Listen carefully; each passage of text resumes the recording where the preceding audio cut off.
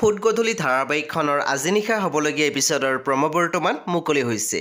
আজিৰ প্ৰম'ত বাৰু আমি কি দেখিবলৈ পাইছোঁ আহকচোন আমি অকণমান চাই লওঁ। আজিৰ প্ৰম'ৰ প্ৰথম ভাগত আমি দেখিবলৈ পাইছোঁ অনুৱে সুভদ্ৰাৰ আগত কৈ আছিল, ময়ো বিয়াৰ আগতে কিমান কি যে সপোন সাঁচি ৰাখিছিলোঁ। তেতিয়া আমি দেখিবলৈ পাইছোঁ সুভদ্ৰাই মাত দিছে, সকলোবোৰ পূৰ হ'ল জানো? তাৰপিছত আমি প্ৰম'ত দেখিবলৈ পাইছোঁ প্ৰিয়াই কৈ আছিল, ইমান ব্যস্ততাৰ মাজতো নিজক কিন্তু বৰ ধুনীয়াকৈ মেইনটেইন কৰি ৰাখিছা। তেতিয়া আমি দেখিবলৈ পাইছোঁ প্ৰণয়ে কৈ আছিল, বিয়াততো নাহিলিয়ে, বিয়াৰ এসপ্তাহৰ পিছতো তোৰ এটা খবৰ নাই। পুনৰ আমি দেখিবলৈ পাইছোঁ প্ৰিয়াই কৈ আছিল, এক্টিং কৰা মানুহটো হ'বই দিয়াচোন। প্ৰমৰ একেবাৰে অন্তিম ভাগত আমি দেখিবলৈ পাইছোঁ প্ৰণয়ে কৈ আছিল, ফিল্ম ষ্টাৰ ৰিয়াজ বৰুৱা সঁচাকৈ ডাঙৰ মানুহ হৈ গ'লি ন।